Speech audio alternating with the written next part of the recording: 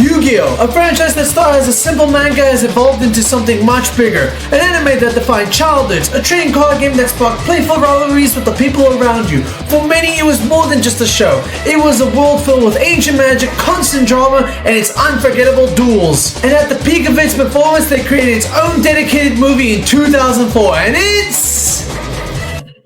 Outside! Well, hello everyone, my name is Nano. I make a video every single week. Let's not waste any time to review Yu-Gi-Oh's first ever movie, Yu-Gi-Oh! The Movie, Pyramid of Light. The movie begins by the narrator explaining that 5,000 years ago, a pharaoh had come into the limelight to fight against the dark magic that someone had been planning to use to destroy the world. But with the pharaoh winning the fight, he was able to seal this dark magic for eternity. And before I could even make a joke about the story, because I already made a review of this awful Dragon Ball Evolution movie, you should go check that out. Oh my gosh, it's so good. Where they made a narrator explain that the dark force that came in centuries ago then was sealed away, never to be seen again, which is always the film's direct quote of saying, yeah guys, guess what?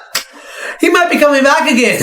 But the movie straight up says, even eternity doesn't last forever. The movie is already spoiling that the villain is coming soon. And this is where we meet our main character, Yugi, who is busy solving the Millennium Puzzle. But then we transition to our next scene where some archaeologist was able to break through and find the Tomb of the Dark Magic, aka the Tomb of Anubis. But as they arrive, it leads to a passage being opened that has the Pyramid of Light inside. The archaeologist enter through, but as Yugi manages to solve the puzzle, Anubis' body seemingly awakens and traps those archaeologists inside, leading to the Pyramid of Light turning on, leaving Anubis to cause the whole place to collapse while the men are still trapped inside. Hell yeah, we're 3 minutes into this film and somebody's already caught. Oh gosh, what? But back to Yugi with him solving the puzzle and unleashes dozens of monsters to come in and attack Yugi. But that is where the puzzle comes in to take control of Yugi's body to unveil our next character, that being the Pharaoh. Or it's him. Or Yami Yugi. I'm just gonna call him Pharaoh because that's what I've always called him growing up. So here's the thing, I am no Yu-Gi-Oh! Expert. There's just so much lore regarding the puzzle, the Pharaoh's past, but to explain this for the context of this movie alone, because lol, this movie is not canon, the puzzle within contains the spirit of the Pharaoh who's been trapped inside it for centuries, as the Pharaoh was in a great war against the evil Zork. So in desperation, knowing that both him and Zork are spiritually linked, the Pharaoh sealed him and Zork's spirit within the Millennium Puzzle. But he doesn't remember his real name nor his past, so it's within the anime where he's able to slowly discover who he truly is. But for the meantime of this movie and through most of the anime, he's just a chill guy that takes control of Yugi's body whenever he just needs to duel. 3 years later go by and now Yugi has some worldwide clout due to him being able to defeat his tough rival of Seto Kaiba, who is Yugi's main rival throughout the anime. Kaiba is just the super duper rich douchebag that runs his own tech company regarding distributing cards and improving their technology regarding dueling and other tech stuff that doesn't involve dueling. And we're set watching another rematch between the two, because Kaiba is like that one friend you have that wants to rematch all the matches together until he wins for once. And Kaiba is somewhat cooked because Yugi was able to cheese his way into pulling all 3 of the Egyptian god cards. As you casually do, pulling out the most powerful cards of the game at that time. Bit of the overkill, but that's just me. But that's when Kaiba steps in to turn things around, using his magic card Polymerization, which is a card that fuses all 3 of his Blue Eyes White Dragon to form the Blue Eyes Ultimate Dragon. A card that I did have and wanted to show it to you all, but my brother had all possession of the cards. And he lost it all when we moved out of our old house, so like... Look man, I'm not mad, I'm just infuriated. Also it's said that the monsters that get presented on screen or really anything that pops out of the physical cards are just holograms. But yet I guess Kaiba has the ability to just stand on top of them, while also adding another magic card that doubles the dragon's attack, but in doing so helps the dragon grow in size and is able to break through actual structures of the building. So either the building is made out of holograms too, or Kaiba's tech is just the real freaking deal. So now with Kaiba having the most powerful monster in the field, with one attack on either god card can easily wipe out the Pharaoh's life points to win the duel, but it's not explained if Kaiba had finished his turn in attacking already, because straight after that, Kaiba didn't attack afterwards, which leads to the Pharaoh cutting off Kaiba's monologue midway through to begin his turn, to which he full on, no magic card, no special effect that exists in his hand, to have his full on Egyptian god cards fuse all together. Freaking what? What? And to all the Yu-Gi-Oh fans that don't understand this doesn't exist. This is just a pharaoh playing his usual plot armor bullshit. Because to add to the insanity, like most monsters have a number on what their attack and defense is in battle, this fused monster has infinite attack points. What? We're like 5 minutes into this film and bro straight up tossed the entire concept of how Yu-Gi-Oh card games work just because he didn't want to lose to his own rival.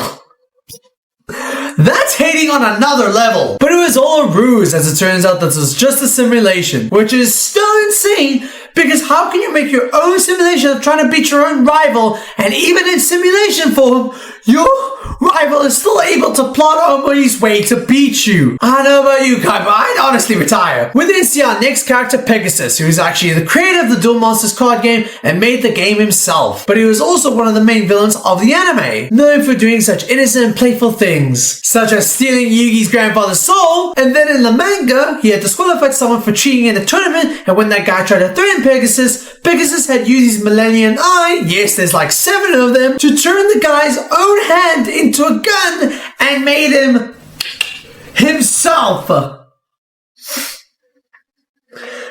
Yup, and all this somehow ties because of a children's card game. Crazy that. But while Pegasus is sleeping, we can see a mysterious figure, presumed to be Anubis, placing a mysterious card in Pegasus' deck before taking off. We then go back to Kaiba Corp, in which Kaiba is ready to take off in the most badass jet of all time. Keep in mind, Kaiba is super duper rich, he's the CEO of his own company, has a cool ass jet, and he's only 18 years old. Christ, you know what that means, kids? Give up! Give up now! You'll never end up like him! Kaiba came in to visit Pegasus with the belief that he is a card that is powerful enough to take care of Yugi's Egyptian god gods, as he is the creator of the game that must have created a weakness for the god monsters, challenging him to a duel for the ownership of the card. Yugi and his friends would then finish their time at school up until they stopped to see a big crowd covering the exits. Confused by the matter, they find out that they've all been blocked by actual grown adults who are waiting to fight Yugi! They were like Yugi's haters in the beginning of the film, not believing in the hype of his skills, so these grown men decide to drive and wait by the school to hopefully get the chance in being a teenager in a children's card game. No notes!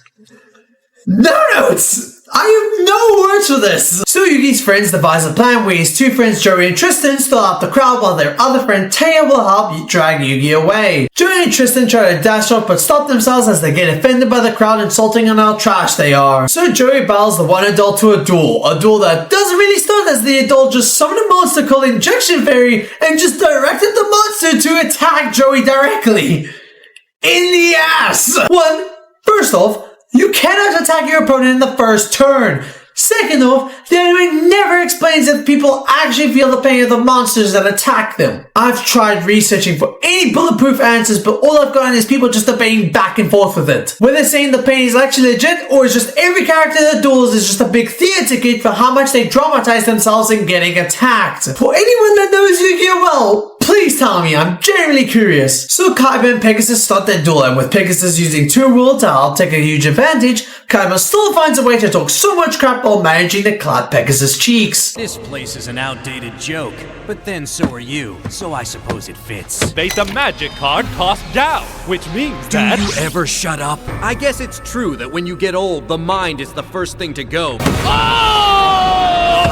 That's all, folks. But as Kaiba searches through Pegasus' deck, he realizes that he had 2 cards that could stop the Egyptian god cards instead of just the 1. Kaiba would leave the room annoyed, while Pegasus would be confused by this as he only had 1 card to stop the Egyptian god cards, not 2. Yugi and Taya are at a museum with Yugi's grandfather as they begin to learn the history of Anubis, repeating the same tale that was mentioned in the beginning, and that's when Anubis would attack everyone with like a vision?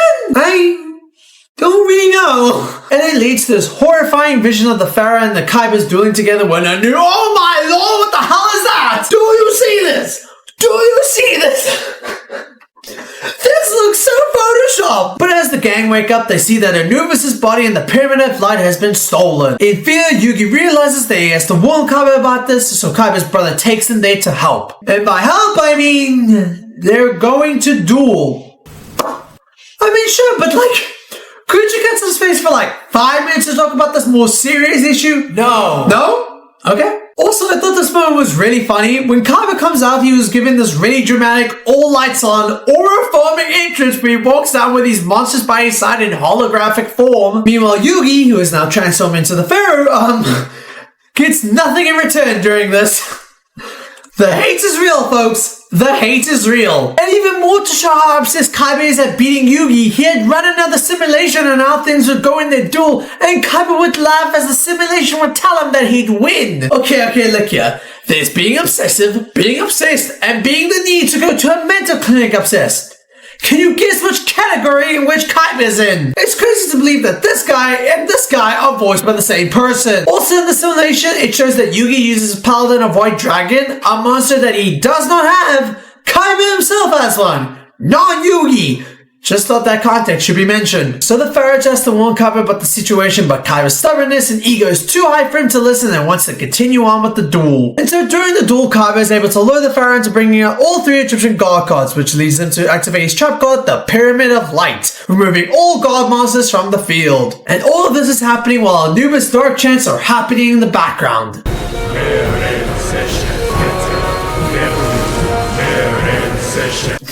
Okay. This is a kid's film, but that was friggin' intense. But with the Pyramid of Light being activated, it's able to suck Yugi into the Millennium Puzzle, and where Joey and Tristan get sucked into the Pyramid of Light. Seriously, kids should be nowhere near this kind of power for a kid's game. But then again, Pokemon literally exists. So it seems that Yugi, Joey, and Tristan are all trapped within the maze that's inside the puzzle, and they have to find a way to get out of it. Back to the duel, we see Kaiba summon Petin the Dark Clown, and this is how they betray the monster to attack the Pharaoh. With Bloodlust Slash!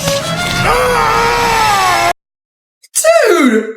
Holy crap! So for context, with the Pyramid of Light being at play, they're apparently in a shadow game, which essentially ensures you can feel real pain that comes from the monsters that attack you. And later on, we see that the light points that drops on both Kaiba and the Pharaoh help Anubis' body to grow way stronger. So the first direct attack for the match so far, Kaiba has already committed attempted murder. To turn things more into Kaiba's favor, Kaiba would activate his trap card, Deck Destruction Virus, which activates when your opponent destroys a monster that has like 500 or less attack points, leaving the Pharaoh forced to discard 10 cards away into his graveyard. Which is cool and all, but there's a catch to this. A very important catch to this. You see, each monster in YuGiOh has a different species of what they are. You got your Aqua, your Beast Warrior, Dragon, Fairy, your Fiend, etc, etc. So to let this work, your monster that gets destroyed must be, a key part of this, must be a Fiend monster. And Petin the Dark Clown is a spellcaster. This should not work,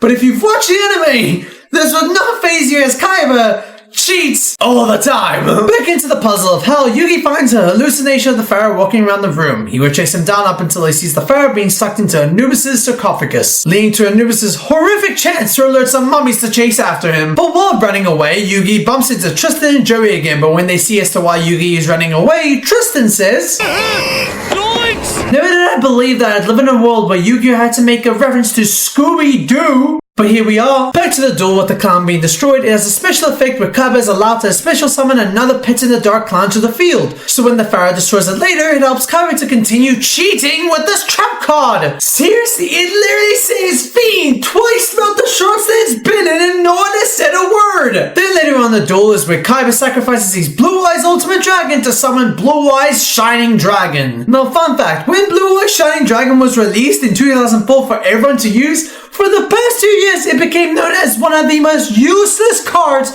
to ever use in your deck. And that's because the only way to summon Blue Eyes Shining Dragon is when you have to special summon it through Blue Eyes Ultimate Dragon, a card that was only going to be releasing 2 years later, meaning you would have to hold on to a card that would practically do nothing for your match. Now this is where the movie also screws up again, because Blue Eyes Shining Dragon has an ability where its attack points increase by 300 points for every dragon monster that Kaiba has in the graveyard, and they had acknowledged every dragon in his graveyard except for Paladin of White Dragon, which you can debate if it was a mistake that they forgot to mention or a last minute change to help not mention Paladin at all, because with Paladin's addition, Blue Eyes would have had 4,800 attack points against Farah's Sorcerer of Dark Magic that had 3,200 attack points. And if Kaiba attacked the Pharaoh's monster, Farah would have lost 1,600 life points while the Pharaoh is only left with 1,500 life points. Meaning the Pharaoh would have been absolutely cooked and the movie would have ended a little bit quicker. But with the Pharaoh left with 200 life points, allegedly, he collapses to the floor, practically drained of most of his energy, and Kaiba, with no care in the world whatsoever, says this.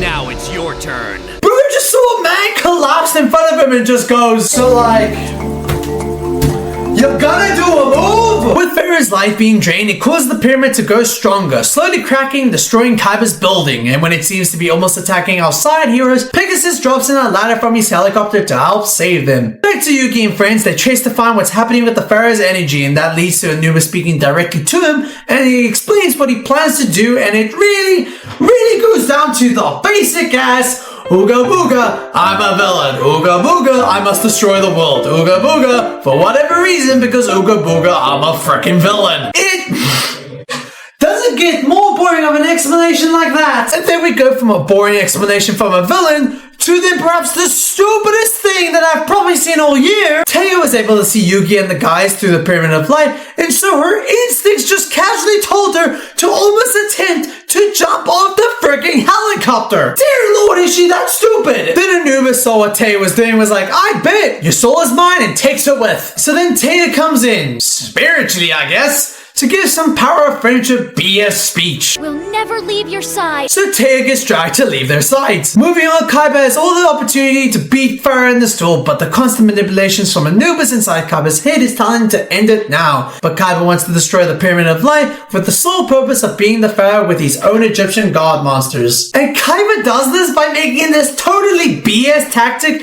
that he needs to sacrifice his blue eyes in order to do so.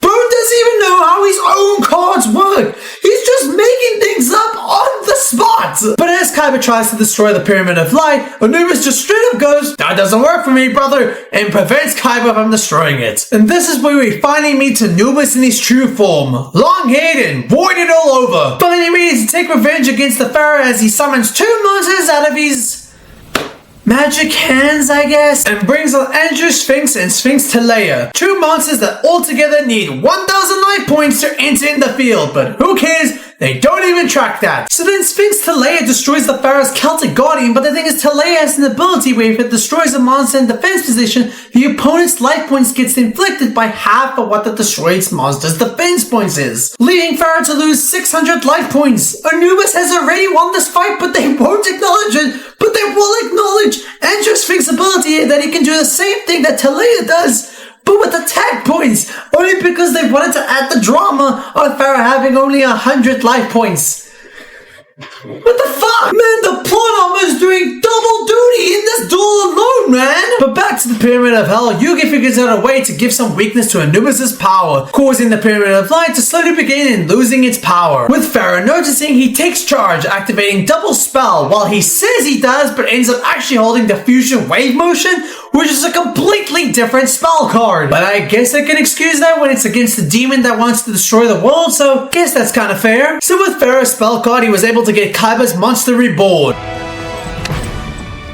Monster Reborn! I know, bro, I thought he was so sick doing that. It was sick, I can't lie. So Pharaoh uses Monster Reborn to bring back Kaiba's Shining Dragon, destroying the Pyramid of Light entirely. So to counter back, Anubis summons Thinian, the Great Sphinx, a monster that he has to pay 500 life points, but for that he unfortunately never does. And he's able to power the monster up with all the dead souls inside both of their puzzles.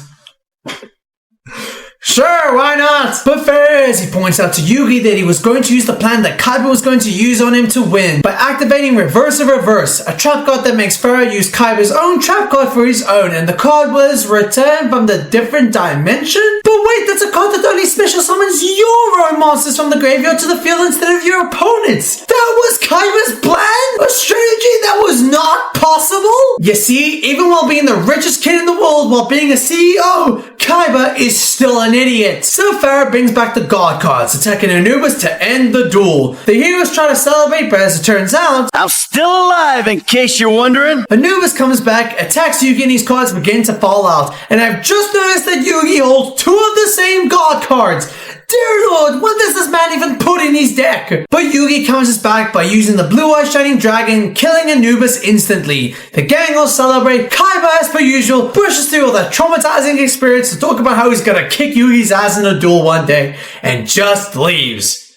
So casually. And that was Yu-Gi-Oh! The movie Pyramid of Light. Honestly, it's a decent film, nothing harmless. It's got some cool moments here or there, but I don't think it's a movie I'd go out of my way to watch again. Maybe just a one time for nostalgia's sake, but who knows? What I do know is that I have Sorcerer of Dark Magic, Blue Eyes Ultimate and Shining Dragon, the God cards of Slifer the Sky Dragon. I used to have 3 Obelisk the Tormentors, now I just have 1. All because my brother lost them all, so I can't show you my freaking childhood. I'm a killer! Here are all my socials. Subscribe now as I make a video every single week. Tune in. Thank you for watching and have a lovely one.